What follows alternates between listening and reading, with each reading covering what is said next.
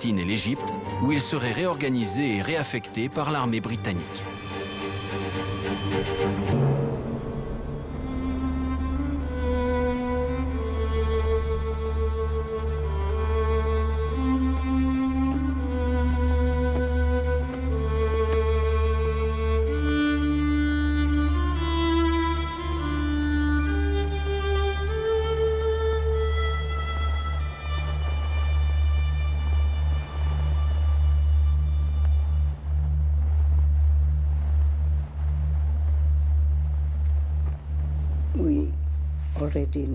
Nous étions en Iran.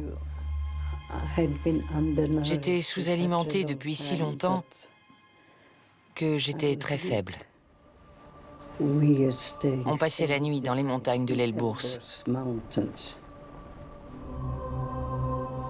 On a rencontré un groupe de jeunes garçons iraniens et l'un d'eux tenait dans ses bras un petit ours brun.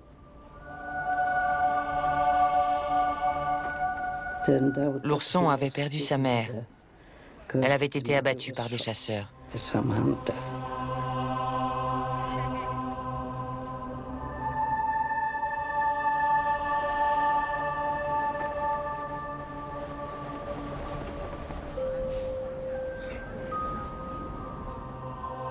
C'est le 8 avril, très précisément, que j'ai fait sa connaissance. Il commençait déjà à faire chaud. Comme il était tout jeune, il avait besoin de la chaleur d'un être vivant. Et il s'est agrippé à moi. Il était très affectueux et je suis tout naturellement tombée sous son charme. J'étais très jeune, moi aussi.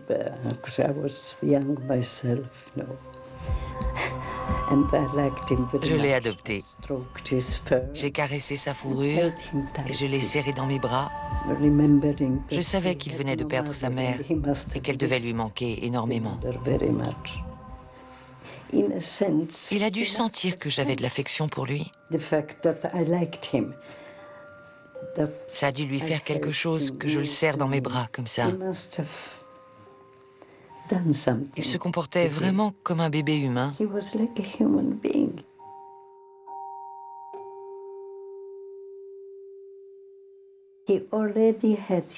Il avait déjà un caractère très affirmé. La nuit, il se promenait et il nous marchait sur la tête. Ça ne plaisait pas beaucoup à mes camarades. Et ils ont fini par me dire que je devais m'en débarrasser. Mais j'ai répondu, jamais je ne m'en débarrasserai. Il faut trouver une autre solution. Finalement, on a décidé de l'offrir en cadeau à un général polonais. Il s'est arrangé pour que l'ours soit installé avec les officiers dans un régiment polonais. Il a donc été transféré en Pologne. Voilà comment il a rejoint ce régiment et comment il a commencé sa carrière militaire.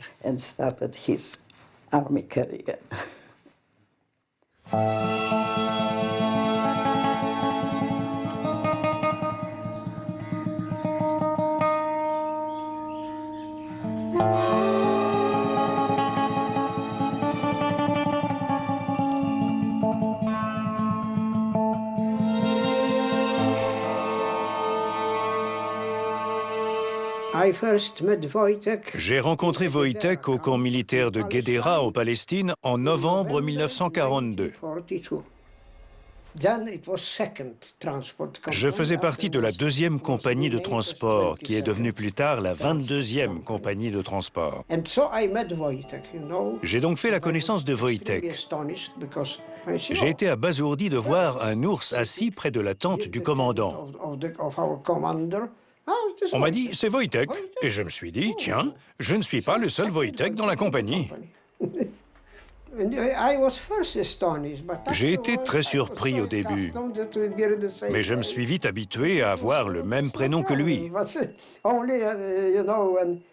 Le seul problème, c'est quand des copains d'autres unités venaient me voir, quand ils venaient me rendre visite. Ils demandaient « Wojtek est là ?» On leur répondait lequel, le grand ou le petit? Et j'ai fini par être surnommé le petit Wojtek.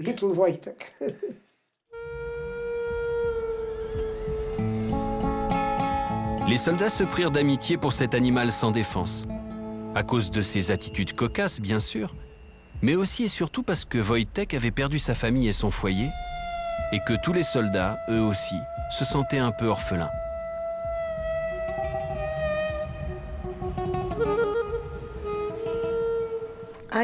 J'ai rencontré l'ours Wojtek en Palestine, en 1943.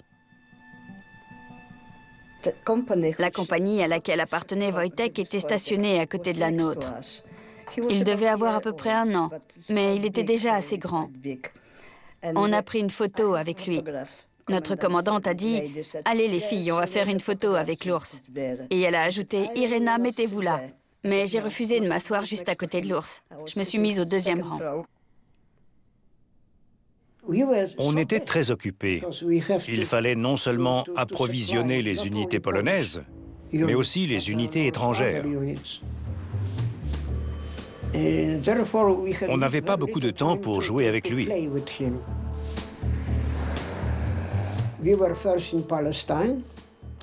De Palestine, l'ensemble du 2e corps de l'armée polonaise a été envoyé en Irak, car les Allemands étaient déjà dans les montagnes du Caucase. Ils se rapprochaient dangereusement des champs de pétrole d'Irak et d'Iran.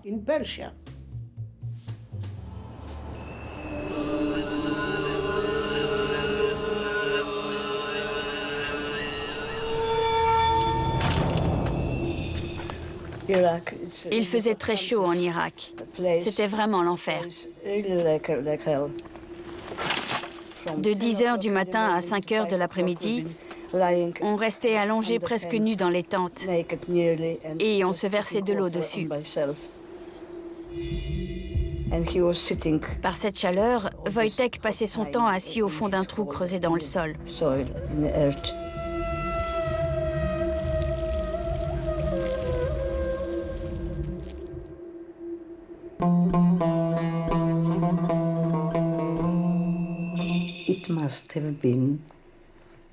Pour lui, ça a dû être une expérience très difficile.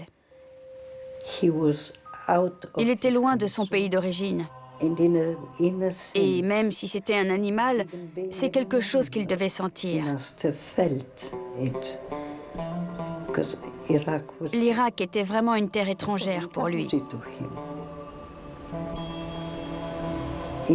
Même un animal ressent ce déracinement. J'en suis persuadée. Peut-être repensait-il à sa mère et aux montagnes pleines de fraîcheur de sa terre natale, lorsqu'il s'asseyait à la lisière du campement pour contempler l'horizon de vastes étendues désertiques, en gémissant doucement.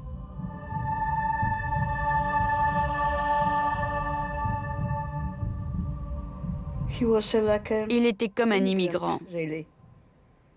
Il n'avait plus de foyer. Et nous, on n'en avait plus non plus. Il n'a jamais revu le lieu où il était né. Et nous non plus.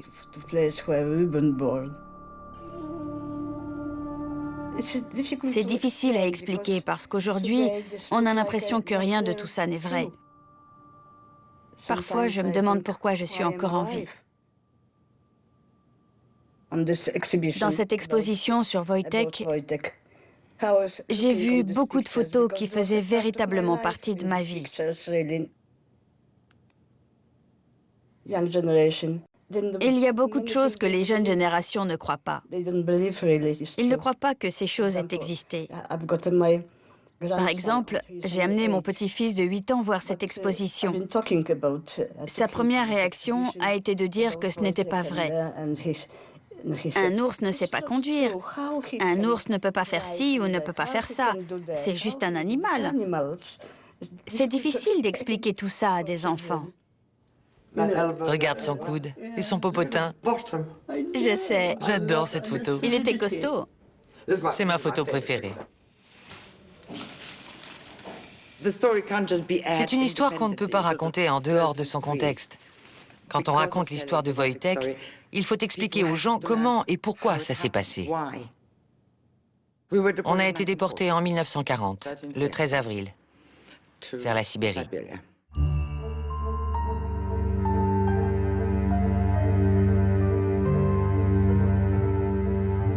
C'était en 1940, en février. J'avais 10 ans. On a entendu du bruit. Des coups frappés à la porte. Et tout à coup, 6 hommes armés ont fait brutalement irruption dans la maison.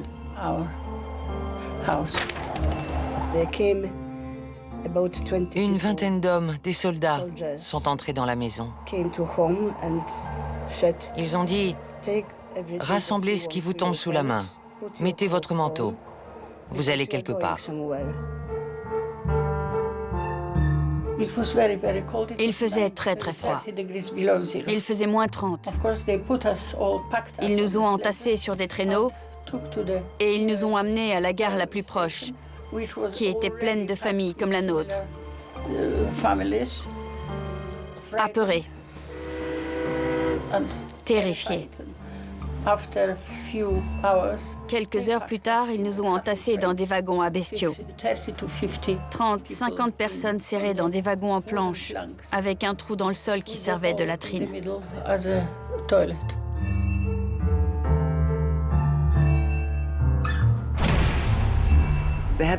Si on n'avait pas été déportés, si on n'avait pas ensuite été libérés et intégrés à l'armée formée en Russie, qui est ensuite partie pour l'Iran, l'ours n'aurait jamais été trouvé. L'ours a suivi le même itinéraire que les Polonais.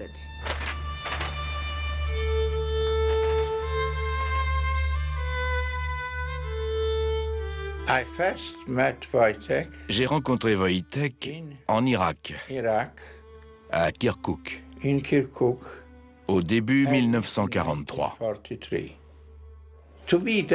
Être au Moyen-Orient, c'était quelque chose d'extraordinaire et de complètement inattendu.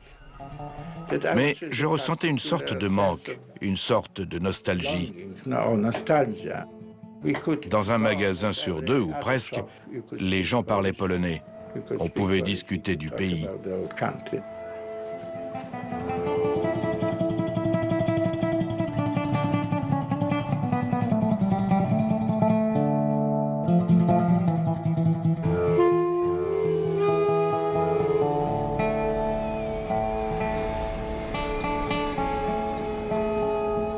Wojtek faisait preuve d'un enthousiasme de touriste. Et il se passionnait pour tous les lieux qu'il traversait. Je crois qu'il était d'une nature tout à fait exceptionnelle. Il aimait la compagnie des gens. Il aimait être avec des soldats. Il aimait jouer avec eux. Parfois, on avait l'impression qu'il nous souriait. C'était vraiment un animal adorable. Et puis, Wojtek nous était très utile, car il protégeait la compagnie par sa présence.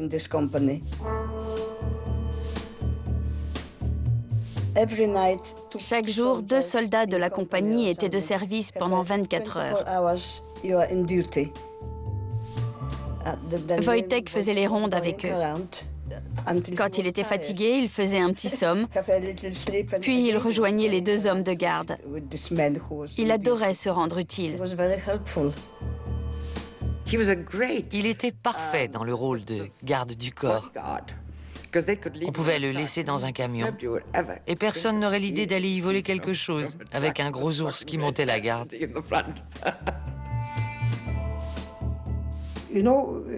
C'est peut-être étrange de dire ça, maintenant que Wojtek est très connu. Mais pour nous, qui étions habitués à sa présence, ça semblait tout à fait normal. Il faut aussi se rappeler que dans ce camp, il y avait des mascottes partout. Il y avait des chiens, des furets, que sais-je encore. Tout le monde avait besoin d'aimer quelque chose.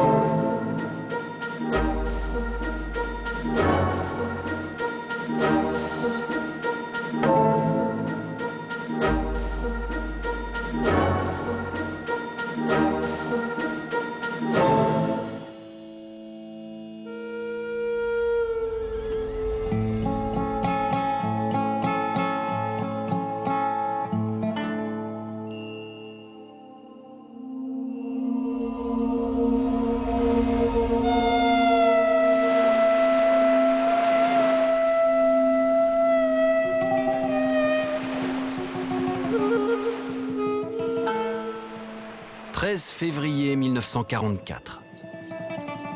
Avec d'autres unités du 2e corps polonais, la 22e compagnie de transport devait embarquer pour l'Italie sur le Batory, un paquebot polonais.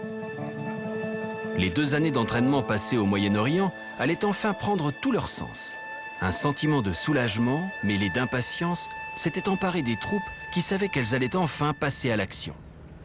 Ils connaissaient tous les ordres concernant l'embarquement. Il était interdit d'embarquer des animaux à destination de l'Italie.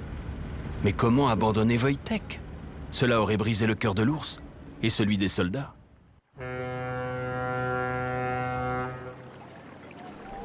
Je faisais passer des entretiens aux militaires polonais de ce régiment.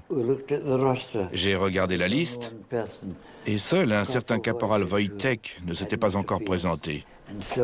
Je me suis demandé qui était ce caporal Wojtek si têtu qui refusait de se présenter et j'ai voulu savoir pourquoi. Le lieutenant pas très malin qui m'assistait a dit « Vous ne pensez pas que ce serait une bonne idée de faire venir cet homme pour lui demander des explications en personne ?» Alors j'ai pensé et j'ai dit « Oui, pourquoi pas ? Ça vous va, mon colonel ?» Et le colonel m'a répondu « Naturellement, je vais envoyer 2 hommes le chercher. » 2 hommes, j'ai demandé ? Et 2 officiers sont allés le chercher. J'ai trouvé ça bizarre. Ça enfreignait toutes les règles militaires. Mais ils sont allés le chercher.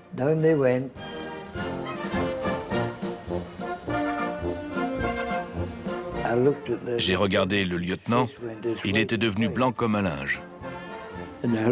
Et le sergent qui l'aidait était bouche bée. Comme ça. Je me suis dit, nom de Dieu, et j'ai regardé par-dessus mon épaule. Wojtek était là, debout. C'était merveilleux, tout simplement merveilleux.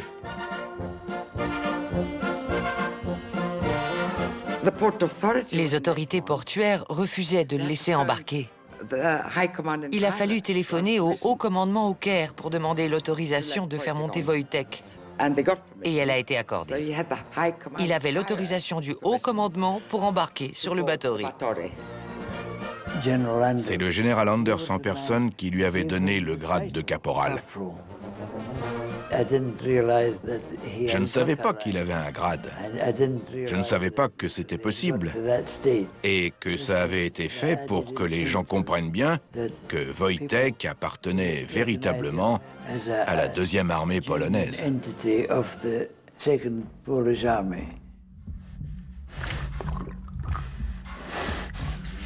Il avait un numéro matricule, un livret militaire, de l'argent pour les cigarettes.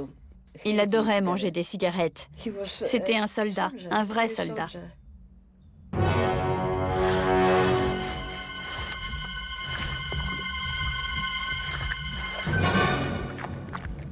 Un peu plus tard, un petit groupe d'hommes se dirigea d'un bon pas vers le point d'embarquement, mené par un imposant ours brun. La carrière militaire de Wojtek venait officiellement de commencer.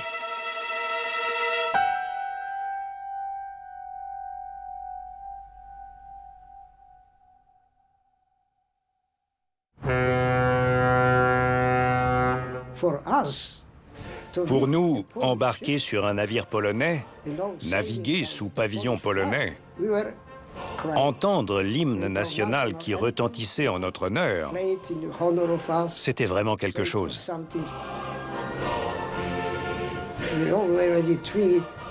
Cela faisait 3 ou 4 ans que nous étions loin de chez nous, loin de nos familles.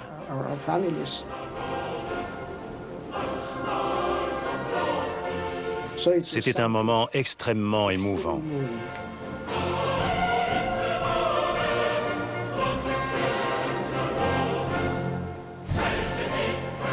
Pendant l'hiver 1944, de janvier à mars, la guerre s'était enlisée et les Alliés étaient dans l'impasse.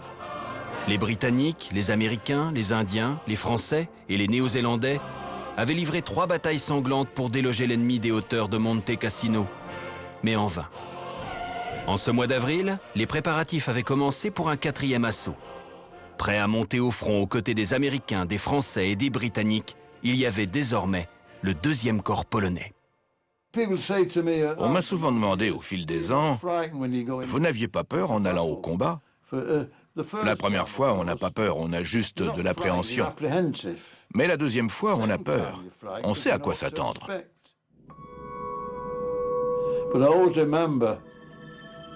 Je me souviens qu'on était juste derrière la montagne qui fait face à la ville de Cassino. On a entendu des moteurs d'avion et tout à coup, 300 ou 400 avions américains ont surgi au-dessus de nos têtes et ont fondu sur Cassino.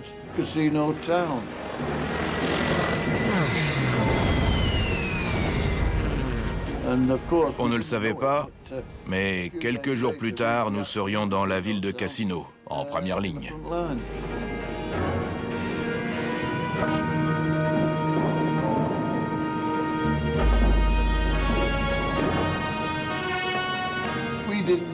On ne savait pas trop ce qui arrivait aux Polonais quand nous, on était au combat.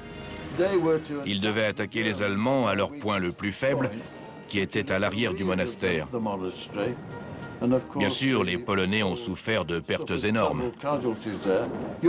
Quand on est à 600 mètres d'altitude, ce n'est pas facile de crapahuter sur les rochers pour se mettre en position de tir. Pour les Polonais, cette bataille était très particulière. Ils se battaient pour leur patrie, mais aussi pour une Pologne qui était encore à venir. Notre mission était de fournir des munitions, de la nourriture et de l'essence à 2 régiments d'artillerie lourde. Et de temps en temps, Wojtek nous aidait.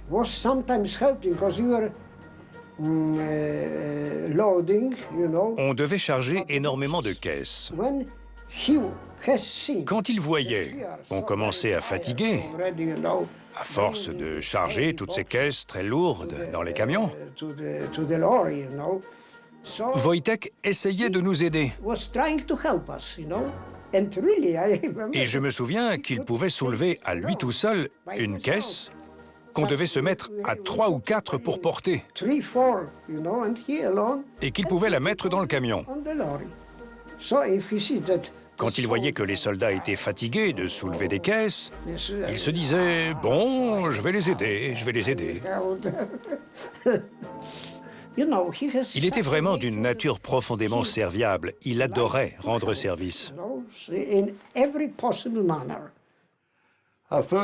J'ai rencontré Wojtek, l'ours polonais, en avril 1943, près d'Acquafondata, en Italie. C'était une bête magnifique. On venait de quitter le front, d'autres divisions avaient pris la relève. On est allé à Cassino, qui n'était plus qu'un tas de ruines. Comme toujours, quand on arrivait du front, on essayait de se débarrasser de nos poux, de prendre une douche et de changer de sous-vêtements. Certains gars ne s'étaient pas changés depuis plus d'1 mois. Après la douche et la désinfection, il fallait essayer de grappiller de quoi manger. On passait au peigne fin les zones abandonnées par les civils italiens. Nous espérions tomber sur une maison ou sur une ferme où il y aurait des poulets, des œufs, enfin tout ce qui pouvait compléter nos rations. On était sur un chemin de campagne quand on a entendu un tir de batterie. On s'est approché pour voir ce qui se passait. Et dans une clairière, on a découvert 3 canons de 25 livres. On a vu à l'uniforme d'un officier que c'était des Polonais. On est resté là 1 minute ou 2, et tout à coup, un ours d'au moins 2 mètres de haut est sorti du bois. Il avait l'air de porter quelque chose. Quand il s'est approché, on a vu qu'il était un peu hirsute. Il avait une fourrure très épaisse. Et il avait des pieds énormes, vraiment énormes. Quand un ours se met debout sur les pattes arrière, c'est là qu'on voit à quel point il est grand. J'ai crié « Attention !» Vinny aussi a crié « Attention !» L'ours a continué à avancer. Il était une dizaine de mètres devant nous. Tout à coup, il s'est penché et il a déposé l'obus qu'il portait juste à côté du canon. Ensuite, il s'est remis à quatre pattes et il a fait demi-tour en se dandinant. Il était énorme, il devait peser 1 tonne. Lasocki a écrit dans son livre sur Wojtek qu'il avait rejoint le régiment qu'on approvisionnait. Mais c'est tout à fait impossible.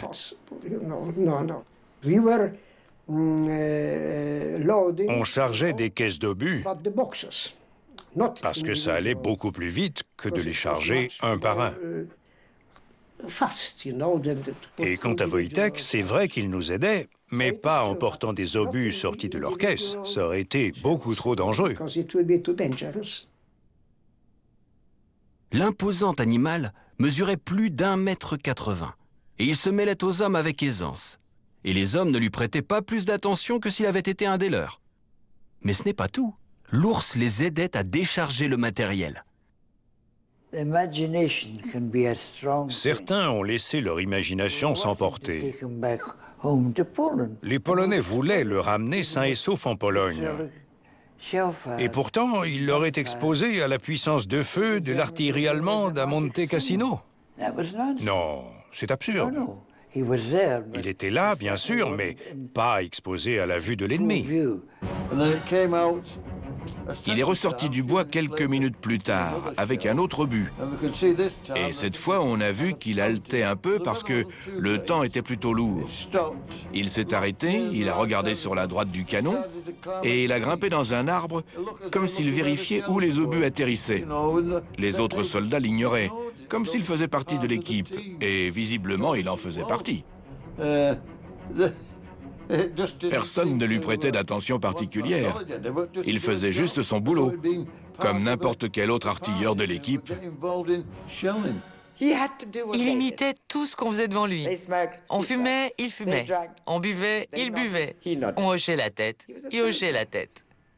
C'était un soldat. Et il était vu comme tel. Les régiments sont très attachés à leur étendard. Et ils l'ont changé pour lui. Tous les véhicules arboraient son image. Il était partout. Ils étaient très fiers de lui.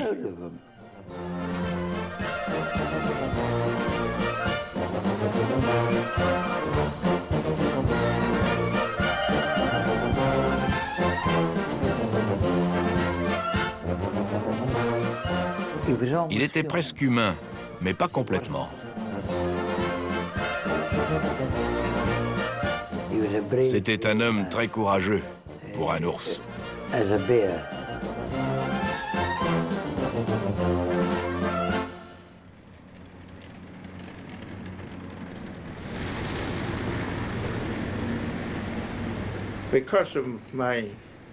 À cause de mon état de santé, j'étais trop malade pour... Trop malade pour être tué.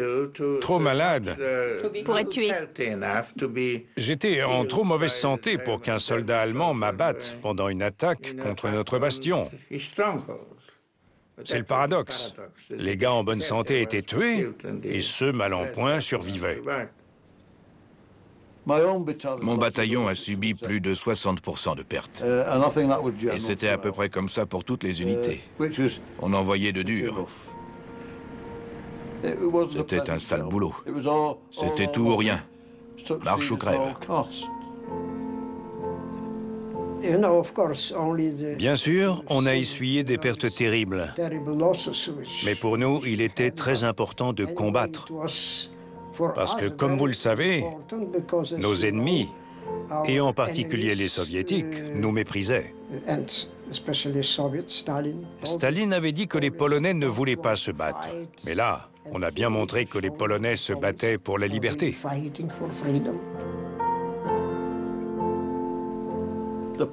Les Polonais étaient nos meilleures troupes.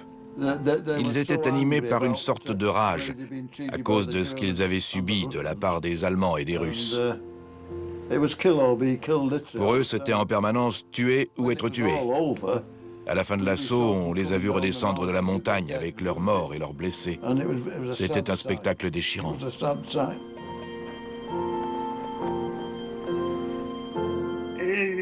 J'ai gardé de cette période de ma vie quelque chose que ceux qui n'ont pas été dans l'armée ou qui n'ont pas été au feu ne peuvent pas connaître. C'est le sentiment d'une vraie camaraderie. On ne connaît pas quelqu'un, on ne sait pas qu'il combat à nos côtés, et immédiatement il est comme un frère. Une même famille.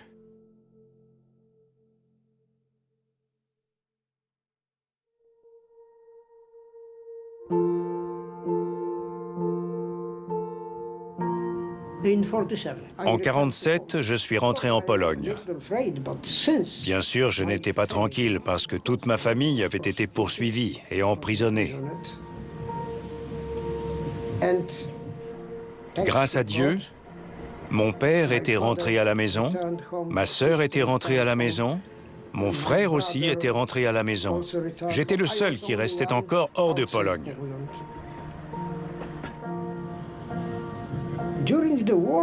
Pendant la guerre, je pense que pour un soldat, qu'il soit polonais ou non,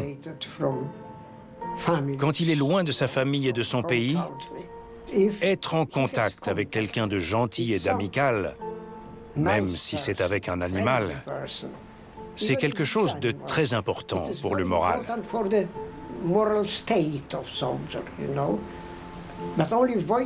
Wojtek est devenu très célèbre dans la 8e armée britannique parce qu'il combattait avec nous tout le temps. Depuis tout bébé, il avait été élevé au milieu des hommes, avec les mêmes soldats. C'est quelque chose d'extraordinaire de voir une bête aussi gentille, aussi inoffensive. Normalement, les ours sont dangereux, ce sont des animaux sauvages. Mais Wojtek n'était pas comme ça. Et ça fait de lui un animal exceptionnel. Il mérite qu'on se souvienne de lui.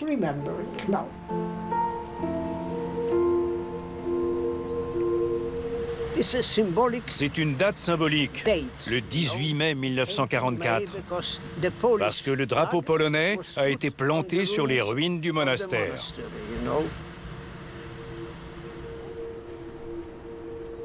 La bataille de Monte Cassino avait été remportée, et les Alliés marchaient sur Rome. Même si tout à coup la guerre semblait bien loin, les tirs d'artillerie qui grondaient parfois à l'horizon rappelaient aux soldats que d'autres combats devraient être livrés. Mais dans l'immédiat, les hommes de la 22e compagnie de transport pouvaient se reposer. L'été que passa Wojtek sur la côte adriatique fut la plus belle période de sa vie.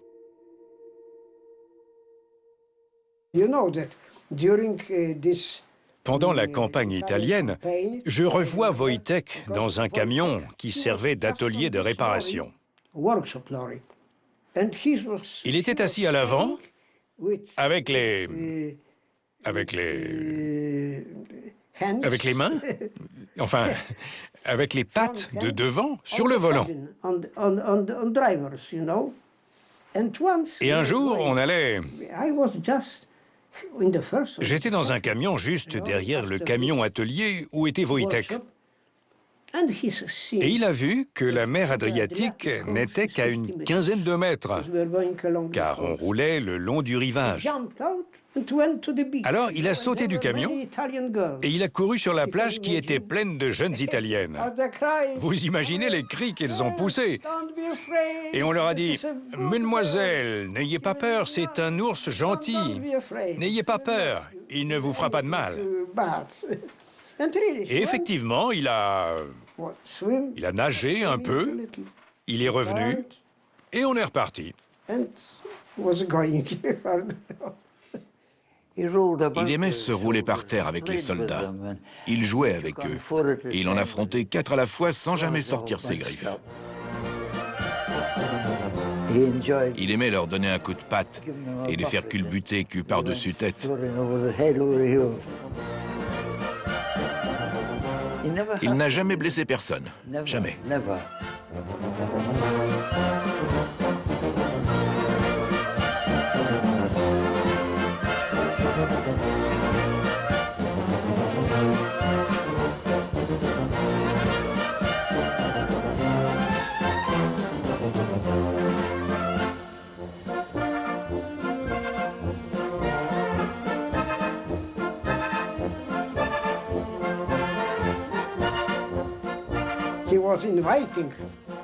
Il invitait les soldats à venir se battre avec lui, mais il était toujours très attentionné.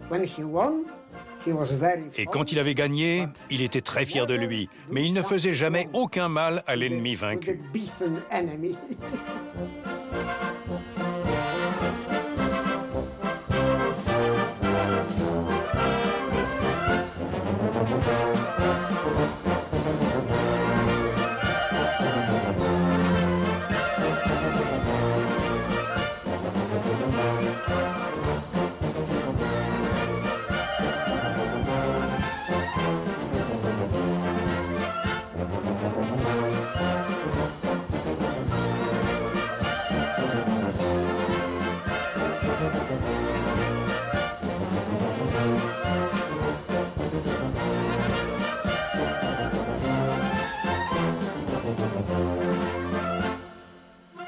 À l'automne, les Alliés entamèrent l'évacuation de leurs troupes d'Italie. Le 26 septembre, la compagnie leva l'ancre, mais cette fois, il n'y eut aucun problème pour faire monter Wojtek à bord. Son nom était officiellement inscrit sur la liste des passagers et il reçut ses propres tickets de rationnement qui lui permettaient d'avoir sa ration de friandises et de tabac.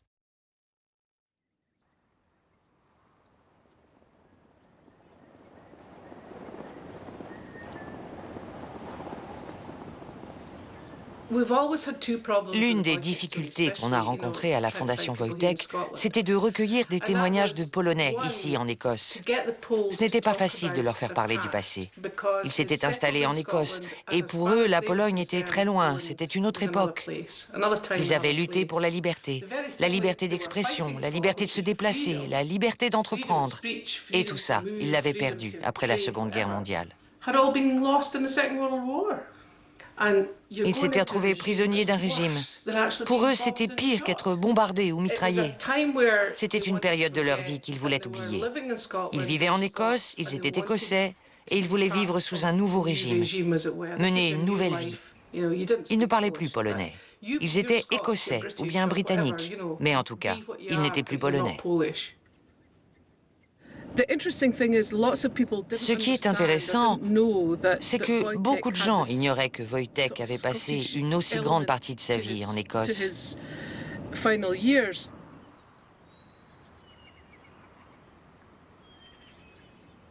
Le camp de Winfield a accueilli jusqu'à 2500 ou 3000 personnes en même temps. Des hommes, des civils, des gens qui entraient et sortaient tous les jours. C'était une petite ville plantée en plein milieu d'un champ. Mais il fallait nourrir ces gens, il fallait s'occuper d'eux. Il fallait réfléchir à la vie qu'ils allaient mener.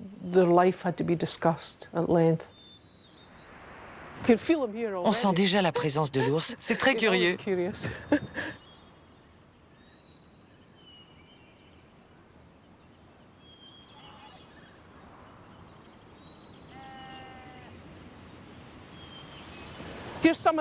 Voilà des marques de griffes qu'il a laissées. Il y en a là aussi. Il y a des lacérations un peu plus haut. On voit sur tous les arbres les dégâts qu'il a faits au fil des années. Les entailles se sont élargies avec la croissance des troncs. Il pouvait faire des dégâts énormes. Ces griffes auraient pu déchiqueter un homme en quelques secondes.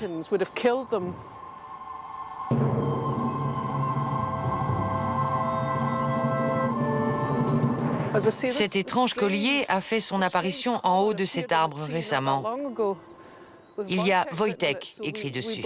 On pense que des gens sont venus déposer des objets ici. C'est étrange.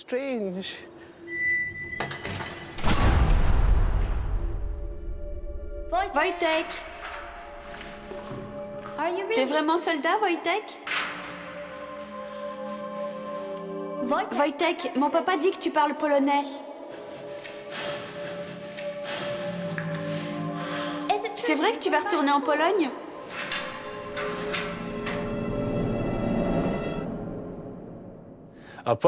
J'ai rencontré l'ours Wojtek en octobre 1946.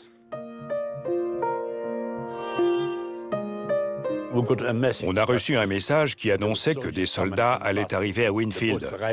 Ils venaient de Glasgow. Mais on savait qu'ils arrivaient d'Italie et qu'ils avaient un ours avec eux. On était curieux, parce qu'on croisait toujours les mêmes personnes dans les préfabriqués du camp. On en avait assez de voir les mêmes têtes.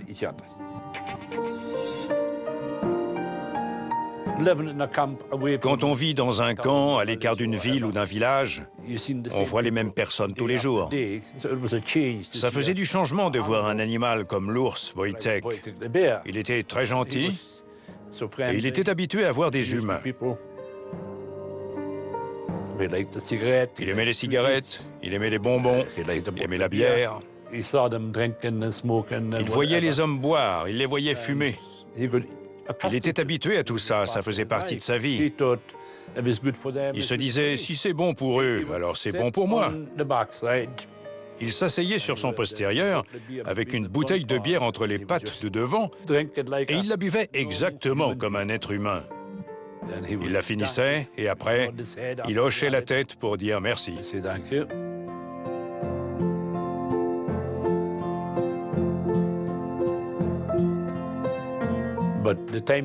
Quand il était ici, il a vu du pays.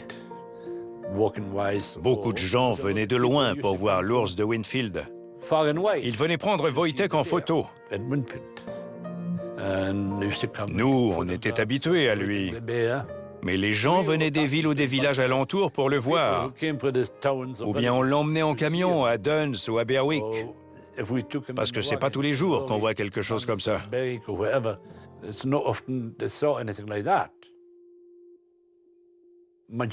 La majorité des soldats polonais ne parlaient pas très bien anglais. Et très peu de gens ici connaissaient le polonais. Alors ça créait un grand fossé. C'était un peu comme avec l'ours. On lui disait quelque chose et il hochait la tête, mais il ne pouvait pas répondre. C'était pareil avec les Britanniques qu'on rencontrait. On communiquait un peu comme ça. Moi, on m'a surnommé OK. Parce que peu importe ce que disaient les gens, je ne voulais pas dire de bêtises, alors je répondais toujours « OK ». Et le surnom m'est resté jusqu'à aujourd'hui. Notre moral à tous n'était pas très bon à cette époque-là. On avait toujours du mal à avoir des nouvelles de nos proches en Pologne. Il y avait beaucoup de restrictions, beaucoup de censure. Toutes les lettres qu'on envoyait ou qu'on recevait de Pologne étaient censurées. Il y avait des phrases barrées et il fallait deviner ce qui manquait. Mais bon, on s'est habitué et on faisait avec. On était bien obligés.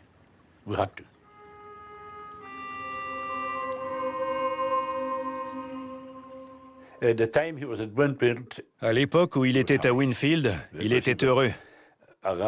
Il se promenait dans le camp, il faisait des balades en camion dans les villages du coin. Il était heureux. Mais malheureusement, ça n'a pas duré.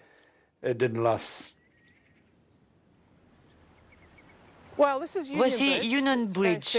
C'est un pont très célèbre dans la région. Ici, on est littéralement à 2 minutes du camp. Les hommes l'amenaient ici pour qu'il puisse nager. Il adorait ça.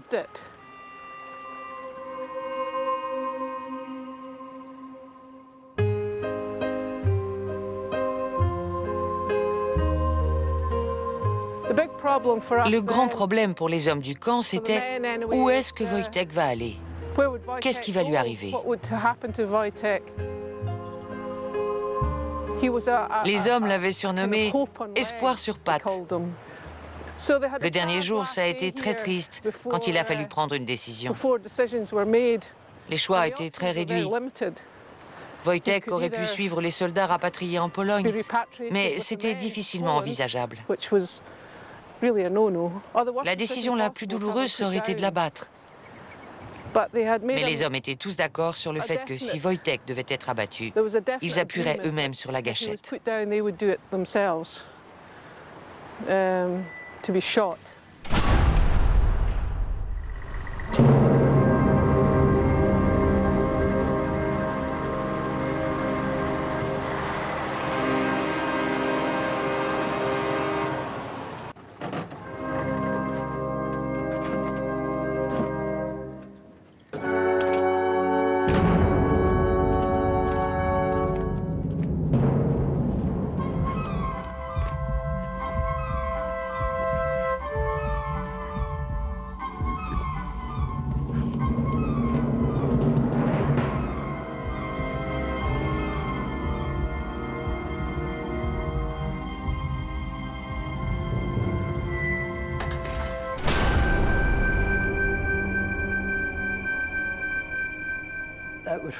Le lieutenant Fritz est venu me dire « On a un problème pour cet hiver. On ne sait pas où loger cet ours. Vous pouvez nous aider ?» J'ai dit « Et le zoo d'Édimbourg ?» C'est la première chose qui m'est passée par la tête. Il m'a répondu qu'il n'aimait pas l'idée d'un zoo parce que l'animal y resterait pour toujours. J'ai dit qu'on pouvait mettre une clause stipulant que si la Pologne redevenait un pays libre, Wojtek pourrait y retourner. Ils ont accepté. Ils ont signé cette condition. J'ai tendu le document au caporal en disant « Tenez, caporal, donnez ça au général Anders, c'est le passeport de Wojtek. »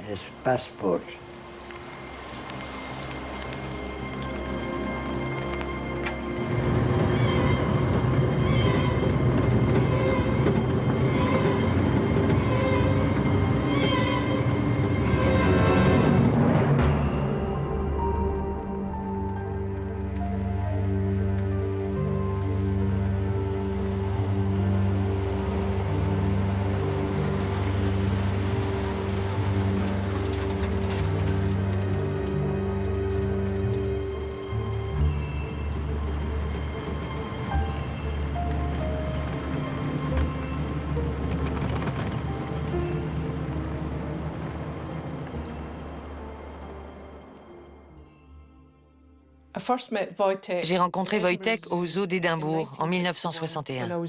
J'avais 8 ans. J'étais avec une amie polonaise. On est descendu du bus et on s'est frayé un chemin à travers la foule qui se pressait dans le zoo pour voir l'ours. Mon amie avait visiblement entendu parler de Wojtek, car elle s'est mise à lui parler en polonais. Et il a réagi.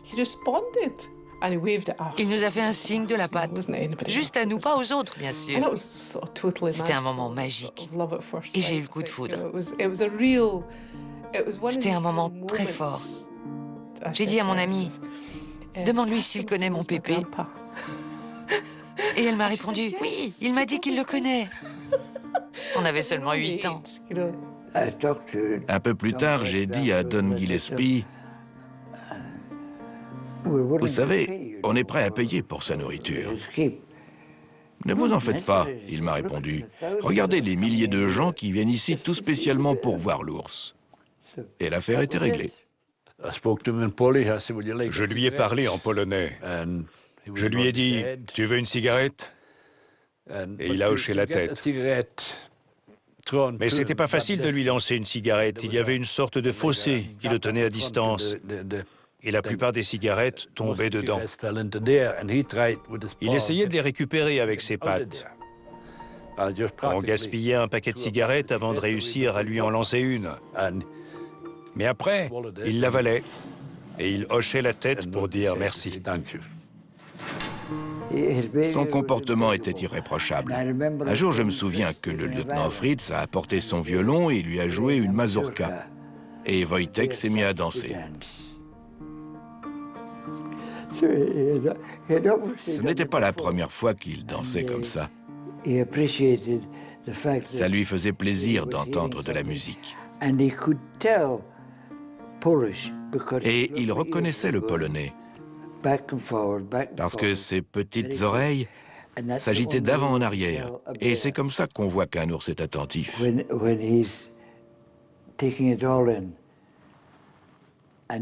Fritz lui parlait en polonais. Et je n'ai jamais rien vu d'aussi émouvant. Il avait perdu sa liberté, la liberté dont il avait l'habitude de profiter. Il était très bien soigné. Je n'accuse personne de mauvais traitement. Mais il n'était plus l'homme libre, enfin, l'ours libre qu'il était avant ça. Malheureusement, c'était la seule solution.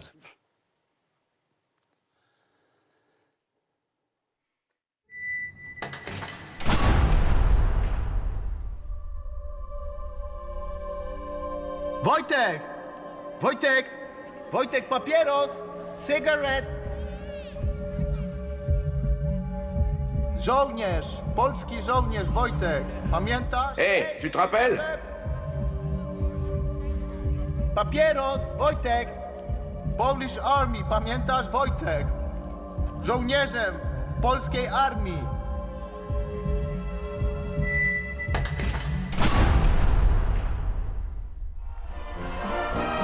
Pendant toutes ces années de guerre, ils avaient rêvé de rentrer en Pologne et de défiler la tête haute dans les rues de la capitale, sous les acclamations de la foule. Mais Varsovie était désormais un champ de ruines, et les troupes soviétiques occupaient toujours la Pologne. Ils ne pouvaient pas revenir au pays. Et tout comme Wojtek avait dû s'habituer à un monde nouveau, eux aussi avaient dû s'adapter.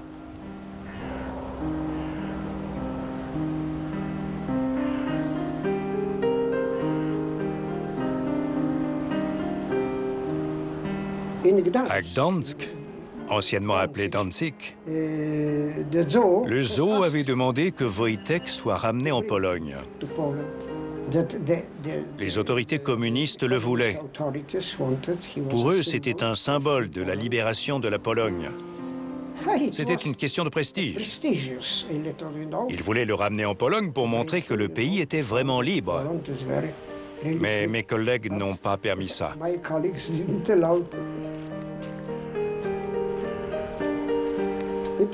Ça aurait été bien qu'il aille d'Iran en Pologne, au lieu d'aller d'Iran en Écosse.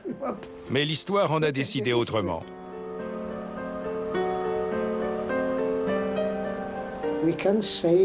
On peut dire que sa vie comporte des ressemblances avec celle des Polonais qui sont restés au Royaume-Uni ou ceux qui ont été dispersés aux quatre coins du monde.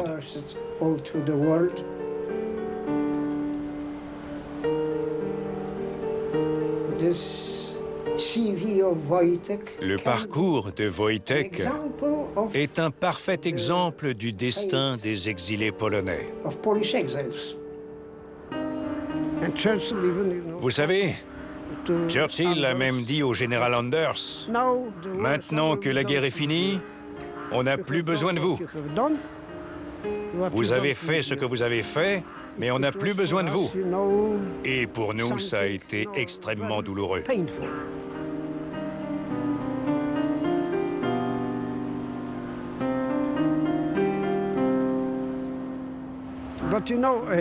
Wojtek non plus n'a pas pu rentrer en Pologne, comme beaucoup d'autres soldats. Il est donc aussi le symbole de cette liberté provisoire. Oui, elle n'a été que provisoire. Ce n'est qu'en 1989 que nous sommes devenus véritablement libres.